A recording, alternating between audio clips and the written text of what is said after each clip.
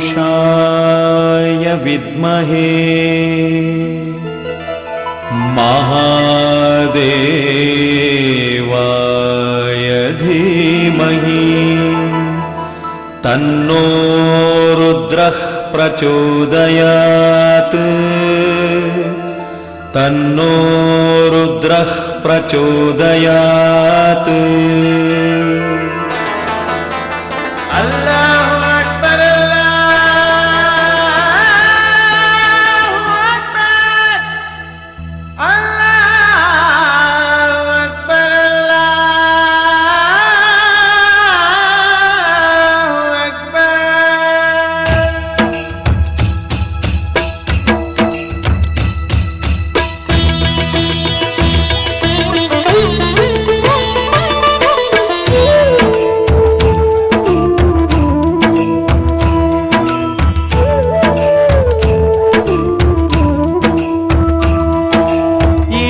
ಅಲ್ಲ ನೀನೇ ಎಲ್ಲ, ನಿನ್ನ ಪದಗಳೇ ತತ್ವದ ಮೂಲ. ತೆರೆದು ನೀನು ಅರಿವಿನ ಬಾಗಿಲ, ಎಲ್ಲ ಮನಗಳ ಬೆಳಗಿದೆಯಲ್ಲ. ಈಶ್ವರ ಅಲ್ಲ ನೀನೇ ಎಲ್ಲ, ನಿನ್ನ ಪದಗಳೇ ತತ್ವದ ಮೂಲ. ತೆರೆದು ನೀನು ಅರಿವಿನ ಬಾಗಿಲ, ಎಲ್ಲ ಮನಗಳ ಬೆಳಗಿದೆಯಲ್ಲ. ಭವದ ವಿದ್ಯೆಗಿಂತ ಶಿವನ ವಿದ್ಯೆ ಶ್ರೇಷ್ಠ ಅಂತ ಗುರುಗಳು ನಂಗೆ ಹೇಳಿದ್ರು. ಈಗ ಅದನ್ನು ಸಾಧಿಸಲು ಕಾಡಿನಲ್ಲಿ ಹೋಗಿ ಧ್ಯಾನ ಮಾಡೋಣ ಅಂತಿದ್ದೀನಿ. ನೀನ್ ಸನ್ಯಾಸಿ ಆಗ್ಬೇಕು ಅಂತ ಇದೆಯೇನಪ್ಪ? ಆ ದಿನ ಬರಿಗೈಯಿಂದ ಮನೆ ಬಿಟ್ಟು ಹೊರಗೆ ಹೋದ ನಮ್ಮ ಗೋವಿಂದ ಯಾವ ರೀತಿ ಧಾನ್ಯದ ರಾಶಿಯ ಜೊತೆಗೆ ಹಿಂದಿರುಗಿ ಬಂದನೋ, ಅದೇ ರೀತಿ ಈಗ ಜ್ಞಾನದ ರಾಶಿಯ ಜೊತೆಗೆ ಹಿಂತಿರುಗಿ ಬರುತ್ತಾನೆ.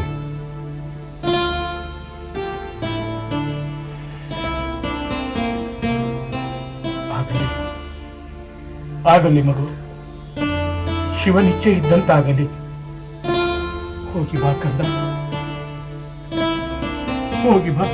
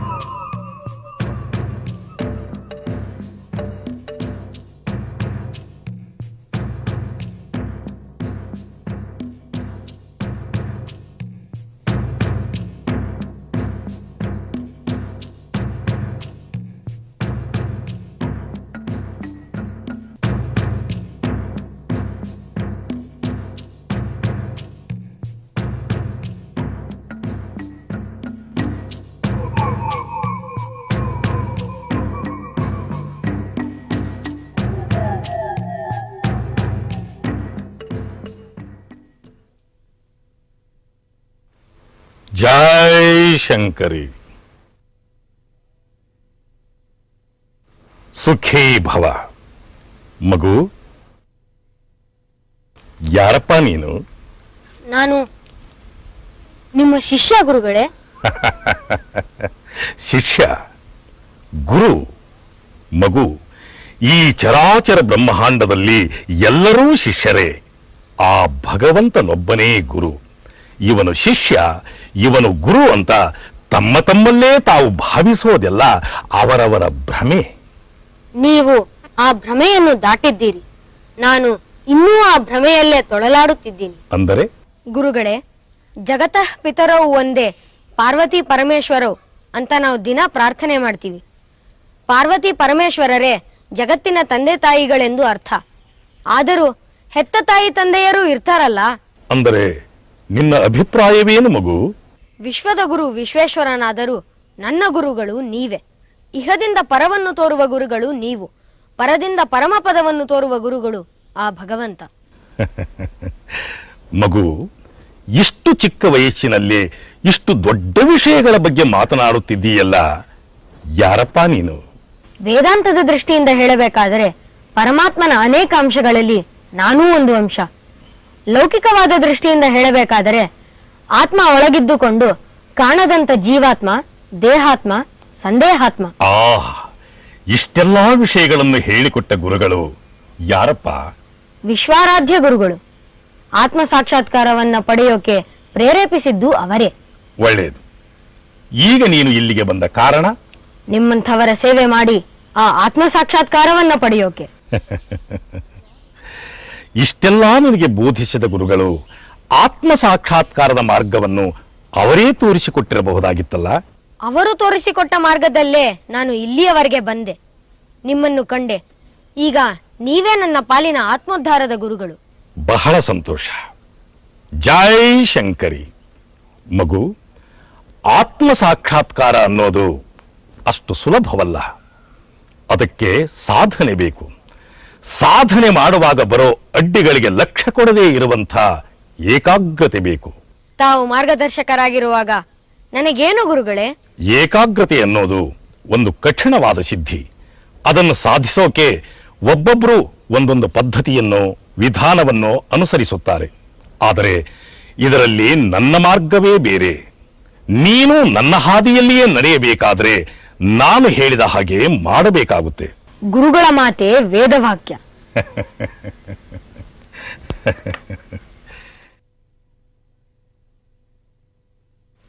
ಜೈ ಶಂಕರಿ. ಕೈ ಹಿಡಿ. ಮಗು, ಇದು ಏನು ಅಂತ ನಿನಗೆ ಗೊತ್ತಾ? ಗುರುಪ್ರಸಾದ, ಪಾದೋದಕ, ದಿವ್ಯತೀರ್ಥ. ವಿಷವೂ ಆಗಿರಬಹುದಲ್ಲ? ವಿಷವೇ ಆಗಿದ್ದರೂ ಗುರುಸ್ಪರ್ಶದಿಂದ ಅಮೃತವಾಗುತ್ತೆ. ಈ ಅಮೃತವೇ ನನ್ನಲ್ಲಿರುವ ವಿಷಯ ವಾಸನೆಗಳನ್ನು ಕೊಲ್ಲುತ್ತೆ. ಇದು ಶಂಕರಿ. ಶಂಕರಿ? ಶಂಕರಿ ಅಂದ್ರೆ? ಇದನ್ನು ಕುಡಿದರೆ ಮತ್ತು ಬರುತ್ತೆ. ಗುರುಗಳೇ, ಸನ್ಮಾರ್ಗದಲ್ಲಿ ನಡೆಯೋ ನೀವು ಸುರಾಪಾನ ಮಾಡ್ತೀರಾ? ಮಗು, ಇದನ್ನು ಸೇವಿಸಿದಾಗ ಮತ್ತು ಬರುತ್ತೆ ನಿಜ. ಆದರೆ ಅಳತೆ ಮೀರಿದರೆ ಅಮೃತವೂ ವಿಷವಾಗುತ್ತೆ ಅನ್ನೋದನ್ನ ಮನದಲ್ಲಿಟ್ಟುಕೊಳ್ಳಬೇಕು. ನಾವು ಧ್ಯಾನದಲ್ಲಿ ಕುಳಿತಾಗ ಬಾಹ್ಯ ಪ್ರಪಂಚದ ಜಂಜಾಟದಿಂದ ಮನಸ್ಸು ಅಸ್ಥಿರವಾಗಿ ನಮ್ಮ ಧ್ಯಾನದ ಗುರಿಯನ್ನು ತಲುಪಲು ಸಾಧ್ಯವಾಗುವುದಿಲ್ಲ. ಅದಕ್ಕೆ ಈ ಮತ್ತು ತರೋ ಶಂಕರಿಯನ್ನು ನಮ್ಮ ಮನಸ್ಸಿನ ಅಳತೆಗೆ ತಕ್ಕಂತೆ ಸೇವಿಸಿ ಭಗವಂತನ ಧ್ಯಾನದಲ್ಲಿ ಅಂತರ್ಮುಖಿಯಾದರೆ ಅದೇ ಗುಂಗಿನಲ್ಲಿ ಈ ಶಂಕರಿ ನಮ್ಮ ಮನಸ್ಸನ್ನು ತನ್ನ ಹಿಡಿತದಲ್ಲಿಟ್ಟು ನಮ್ಮ ಧ್ಯಾನದ ಚಿತ್ತವನ್ನು ಯಾವ ಅಡೆತಡೆಗಳೂ ಇಲ್ಲದಂತೆ ಓಂಕಾರನಾದ ಪ್ರಪಂಚದಲ್ಲಿ ಬಂಧಿಸುತ್ತದೆ. ನಾನು ಕಂಡುಕೊಂಡ ಸಿದ್ಧಿಯ ಮಾರ್ಗ ಇದು.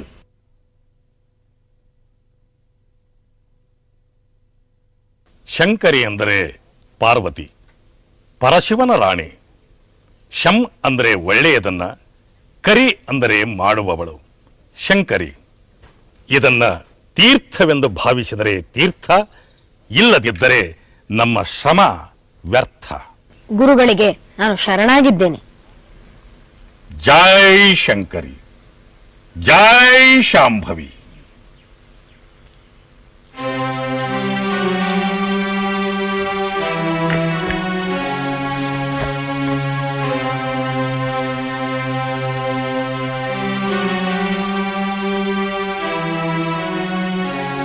ಜೈ ಶಂಕರಿ, ಜೈ ಶಾಂಭವಿ.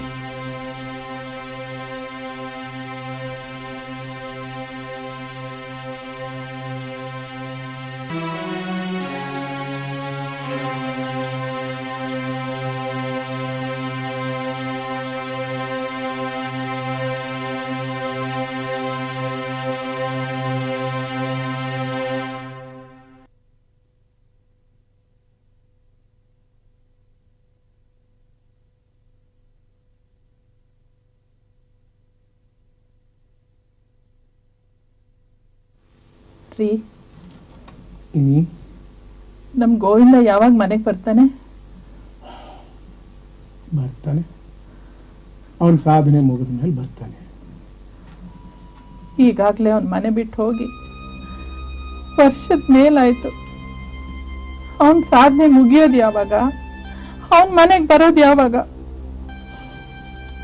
ಎಲ್ಲ ಶಾಕಂಬರಿ ದಯೆ.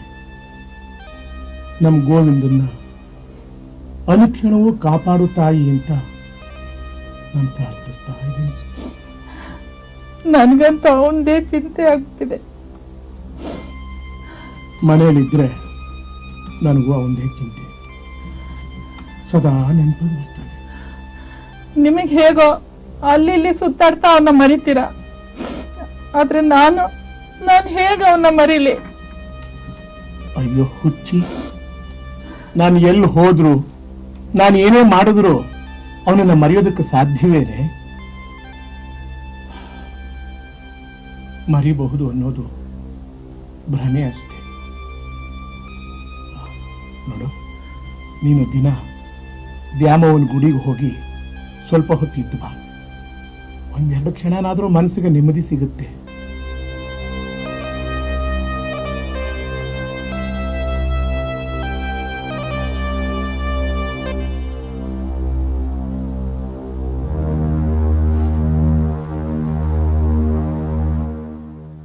ಜೈ ಶಂಕರಿ.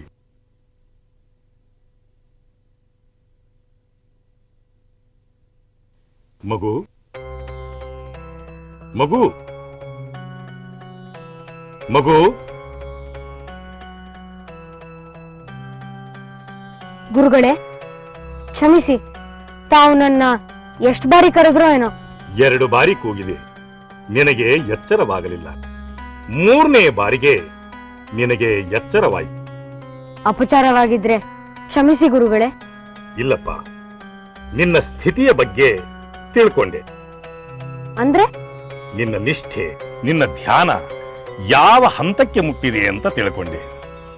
ಮೊದಲನೇ ಬಾರಿ ನಾನು ಕರೆದಾಗಲೇ ನೀ ಎಚ್ಚರಗೊಂಡಿದ್ರೆ ಇನ್ನೂ ನೀನು ಧ್ಯಾನದ ಮೊದಲನೇ ಹಂತಾನೇ ಮುಟ್ಟಿಲ್ಲ ಅಂತ ಅರ್ಥ. 2ನೇ ಬಾರಿ ಕರೆದಾಗಲೂ ನೀನು ಎಚ್ಚರಗೊಳ್ಳಲಿಲ್ಲ ಅಂದರೆ ನೀನೀಗ 2 ಹಂತಗಳನ್ನು ದಾಟಿದ್ದೀಯಾ ಎಂದು ಅರ್ಥವಾಯಿತು. ಎಲ್ಲ ನಿಮ್ಮ ಆಶೀರ್ವಾದ ಗುರುಗಳೇ. ಮಗು, ಈಗ ನೀನು 2ನೇ ಹಂತದಿಂದ 3ನೇ ಹಂತವನ್ನು ದಾಟಬೇಕು. ಅದಕ್ಕೆ ಇನ್ನೂ ಬಹಳ ಕಾಲ ಧ್ಯಾನದಲ್ಲಿ ಮಗ್ನನಾಗಬೇಕು. ಅದನ್ನು ಸಾಧಿಸಲು ನಿನಗಿಲ್ಲಿ ಸಾಧ್ಯವಿಲ್ಲ. ಏಕೆ ಗುರುಗಳೇ? ಮಗು, ನಿಜವಾದ ಧ್ಯಾನ ಅಂದರೆ ನಿದ್ರಾಸ್ಥಿತಿ, ಯೋಗ ನಿದ್ರಾಸ್ಥಿತಿ. ಆ ಸ್ಥಿತಿಯಲ್ಲಿದ್ದಾಗ ಎಷ್ಟು ಬಾರಿ ಕರೆದರೂ ಧ್ಯಾನಕ್ಕೆ ಭಂಗವಾಗೋದಿಲ್ಲ. ಅದೇ 2ನೇ ಹಂತ. ಆ ಹಂತದಲ್ಲಿ ಸ್ಪರ್ಶದಿಂದ ಮಾತ್ರ ಎಚ್ಚರವಾಗುತ್ತದೆ. ಅದಕ್ಕೆ ನಿನ್ನನ್ನು ಸ್ಪರ್ಶಿಸಿ ಎಚ್ಚರಗೊಳಿಸಿದೆ. ಇನ್ನು 3ನೇ ಹಂತವೇ ಸಮಾಧಿ ಸ್ಥಿತಿ. ಆಗ ಸ್ಪರ್ಶದಿಂದಲೂ ಧ್ಯಾನ ಭಂಗವಾಗೋದಿಲ್ಲ. ಇನ್ನು 4ನೇದೇ ಜಾಗೃತ ಸ್ಥಿತಿ. ಆ ಸ್ಥಿತಿಯಲ್ಲಿದ್ದವರು ಎಲ್ಲವನ್ನು ನೋಡುತ್ತಿದ್ದರು. ಧ್ಯಾನವು ಅದರ ಪಾಡಿಗೆ ಅದು ತಾನು ಸಾಗುತ್ತಾ ಇರುತ್ತೆ. ಅದುವೇ ಅಂತರ್ಧ್ಯಾನ. ಅಂದರೆ ಪ್ರಾಪಂಚಿಕ ವಿಷಯಗಳ ಜೊತೆ ನಾವು ಕಲೆತು ಬೆರೆತು ಹೋದ್ರೂ ಅದು ದೈಹಿಕವಾಗಿಯೇ ಹೊರತು ಮಾನಸಿಕವಾಗಿ ನಾವು ಅದರಲ್ಲಿ ಮುಳುಗೋದಿಲ್ಲ. ಅದೇ ಅಂತರ್ಧ್ಯಾನ. ಅದು ಪರಿಪಕ್ವವಾದಾಗ ಅದುವೇ ಆತ್ಮ ಸಾಕ್ಷಾತ್ಕಾರ. ಆ ಸ್ಥಿತಿಯನ್ನು ನಾನು ತಲುಪಬೇಕು. ಅದಕ್ಕೆ ನೀವೇ ನನಗೆ ಮಾರ್ಗದರ್ಶನ ನೀಡಬೇಕು. ಆ ಮಾರ್ಗದರ್ಶನವನ್ನು ನಾನು ನಿನಗೆ ಮಾಡಬೇಕಂತಾನೇ ಇದ್ದೀನಿ. ಈ ಬೆಟ್ಟಕ್ಕೆ ಎದುರಾಗಿ ಕಪ್ಪತ್ತ ಗುಡ್ಡವಿದೆ. ಅಲ್ಲಿ ಮತ್ತೊಬ್ಬ ಸಾಧು ಪುಂಗವರಿದ್ದಾರೆ. ಅವರು ನಿನಗೆ 3ನೇ ಹಂತವಾದ ಸಮಾಧಿ ಸ್ಥಿತಿಯಿಂದ ಅಂತರ್ಧ್ಯಾನದ ಅಂತಿಮ ಹಂತಾನ ತೋರಿಸೋ ಮಹನೀಯರು. ಇನ್ನು ಮೇಲೆ ನೀನು ಅವರನ್ನೇ ಆಶ್ರಯಿಸು. ನಿನಗೆ ಶುಭವಾಗಲಿ. ನಿಮ್ಮ ಕೃಪೆಗೆ ನಾನು ಧನ್ಯನಾಗಿದ್ದೇನೆ. ಆತ್ಮ ಸಾಕ್ಷಾತ್ಕಾರ ಪ್ರಾಪ್ತಿರಸ್ತು.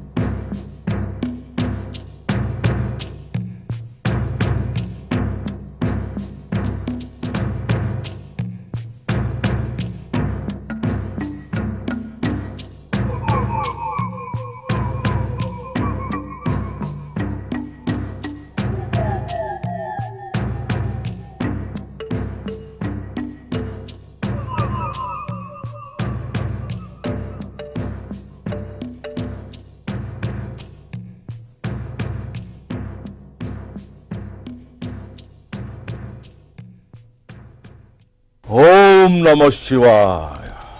ಗುರುಗಳಿಗೆ ನಮೋ ನಮಃ. ನಾನು ನಿನ್ನ ಗುರುಗಳೇ. ನೀನು ಯಾವಾಗ ನನ್ನ ಶಿಷ್ಯನಾದೆ? ನಾನು ಯಾವಾಗ ನಿನ್ನ ಗುರುವಾದೆ? ಈಗಲೇ, ಈ ಕ್ಷಣದಿಂದಲೇ ನಾನು ನಿಮಗೆ ಶಿಷ್ಯ, ತಾವು ನನ್ನ ಗುರುಗಳು. ಇಲ್ಲಿಗೆ ಯಾಕೆ ಬಂದೆ ಮಗು? ಆತ್ಮ ಸಾಕ್ಷಾತ್ಕಾರದ ಭಾಗ್ಯ ಪಡೆಯೋಕೆ. ಆತ್ಮ ಸಾಕ್ಷಾತ್ಕಾರ ಪಡೆಯೋದು ನಿನ್ನ ಸ್ವಾರ್ಥಕ್ಕೋ ಅಥವಾ ಪರಮಾರ್ಥಕ್ಕೋ? ಆತ್ಮ ಸಾಕ್ಷಾತ್ಕಾರದಲ್ಲಿ ಸ್ವಾರ್ಥಕ್ಕೆ ಅವಕಾಶವೆಲ್ಲಿದೆ ಗುರುಗಳೇ? ತನ್ನನ್ನು ತಾನು ಅರಿಯುವುದೇ ಆತ್ಮ ಸಾಕ್ಷಾತ್ಕಾರದ ಪರಮಾವಧಿ. ತನ್ನನ್ನು ತಾನು ಅರಿತಾಗ ಎಲ್ಲರೂ ತನ್ನವರೇ ಆಗುತ್ತಾರೆ. ಆತ್ಮಾವತ್ ಸರ್ವಭೂತಾನೀಯ ಪಶ್ಯತಿ ಸಪಂಡಿತಃ. ಎಲ್ಲವನ್ನೂ ತನ್ನಂತೆಯೇ ಕಾಣುವವನೇ ಜ್ಞಾನಿ ಎಂಬ ಪರಮಾರ್ಥ ಇದರಲ್ಲಿ ತುಂಬಿದೆ.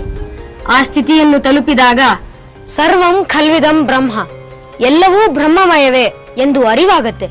ಬಹಳ ಸಂತೋಷ ಮಗು. ಬ್ರಹ್ಮನನ್ನು ಸೇರಬೇಕಾದರೆ ಅನೇಕ ಸೋಪಾನಗಳಿವೆ. ತಮ್ಮ ಆಶೀರ್ವಾದ ಹಾಗೂ ಉಪದೇಶಗಳಿಂದ ಆ ಮೆಟ್ಟಿಲುಗಳನ್ನು ನಾನು ಹತ್ತಬಲ್ಲೆ ಎಂಬ ಆತ್ಮವಿಶ್ವಾಸ ನನಗಿದೆ ಗುರುಗಳೇ. ಹೌದೇನು? ಇತ್ತವ.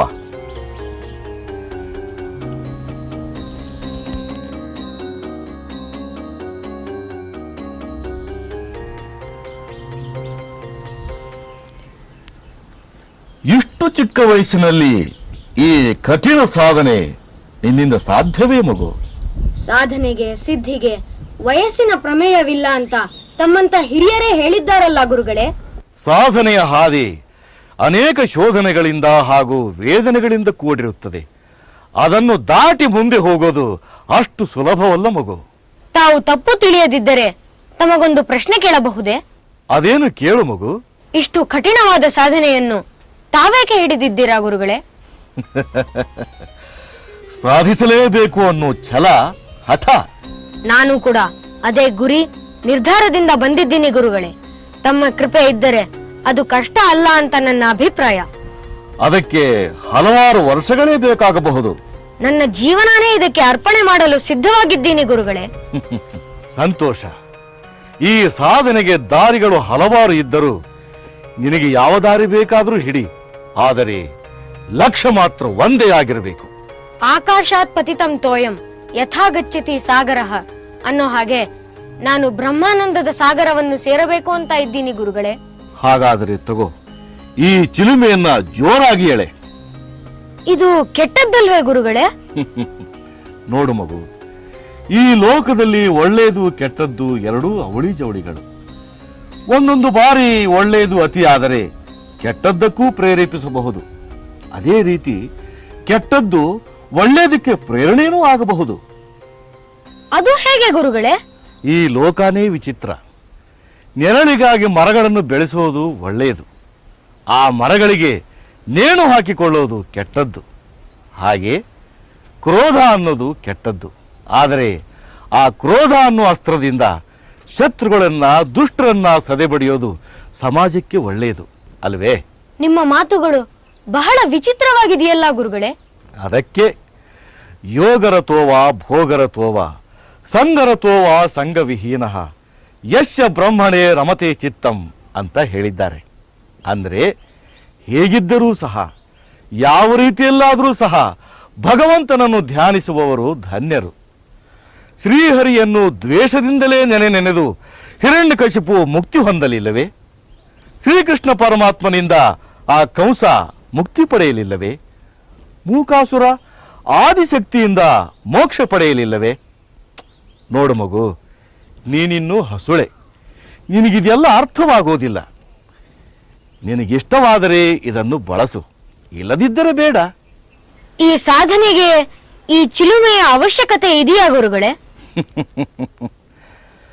ಇದು ಬರೀ ಚಿಲುಮೆಯಲ್ಲ ಮಗು, ಭಕ್ತಿಯ ಚಿಲುಮೆ, ಧ್ಯಾನದ ಗುಂಗಿನಲ್ಲಿ ಮೈಮರಿಸುವ ಚಿಲುಮೆ, ಜ್ಞಾನಾನಂದ ಬೋಧೆಯನ್ನು ನೀಡುವ ಚಿಲುಮೆ. ಆತ್ಮಾನಂದ ಉಕ್ಕಿ ಬಂದಾಗ ಅದು ತ್ವರೆಯಾಗಿ ನದಿಯಾಗಿ ಹರಿದು ಬ್ರಹ್ಮಾನಂದ ಸಾಗರದಲ್ಲಿ ಲೀನವಾಗುತ್ತೆ. ಆಗ ತನ್ನತನವನ್ನು ತೊರೆದು ಪರಬ್ರಹ್ಮ ಸ್ವರೂಪವನ್ನು ತಳೆಯುತ್ತೆ. ಯಾವ ಮಾರ್ಗವಾದರೂ ಸರಿ, ಆತ್ಮಜ್ಞಾನದ ಬೆಳಕು ಕಂಡರೆ ಸಾಕು.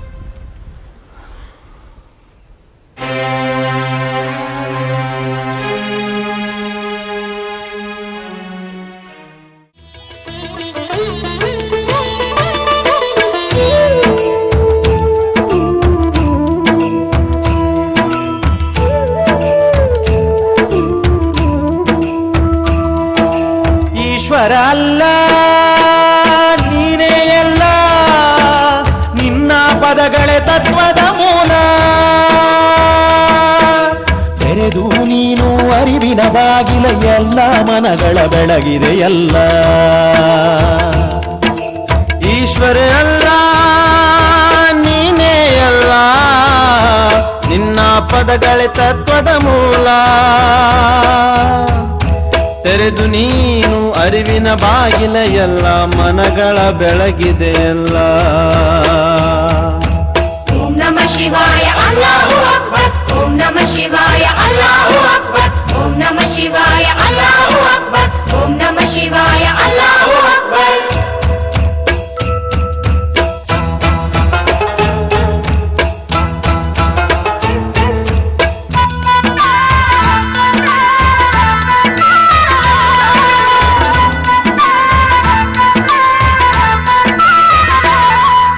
ಫಕೀರ ಜಂಗಮರೊಂದೇ ಎಂದೇ, ಪುರಾಣು ಪುರಾಣ ಒಂದೇ ಎಂದೇ. ಫಕೀರ ಜಂಗಮರೊಂದೇ ಎಂದೇ, ಪುರಾಣು ಪುರಾಣ ಒಂದೇ ಎಂದೇ. ನಮಾಜು ನಮನಗಳೊಂದು ಮಾಡಿದೆ, ಮಸೀದು ಮಂದಿರ ಬೆರೆಸಿ ತೋರಿದೆ.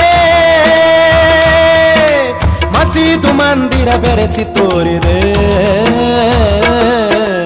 ಓಂ ನಮಃ ಶಿವಾಯ ಅಲ್ಲಾಹು ಅಕ್ಬರ್, ಓಂ ನಮಃ ಶಿವಾಯ ಅಲ್ಲಾಹು ಅಕ್ಬರ್, ಓಂ ನಮಃ ಶಿವಾಯ ಅಲ್ಲಾಹು ಅಕ್ಬರ್, ಓಂ ನಮಃ ಶಿವಾಯ ಅಲ್ಲಾಹು ಅಕ್ಬರ್.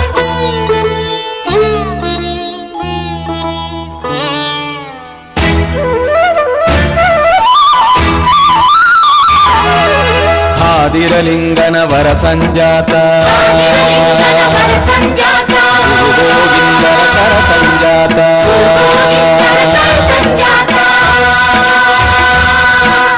ಆದಿರಲಿಂಗನ ವರ ಸಂಜಾತ, ಗುರು ಗೋವಿಂದರ ಕರ ಸಂಜಾತ. ಚಾಪಾನುಗ್ರಹ ಶಕ್ತಿ ಸಮರ್ಥ, ಶಿಶುನಾಳಿನ ಶ್ರೀ ಶರೀಫ ಸಂತ, ಶಿಶುನಾಳಿನ ಶ್ರೀ ಶರೀಫ ಸಂತ.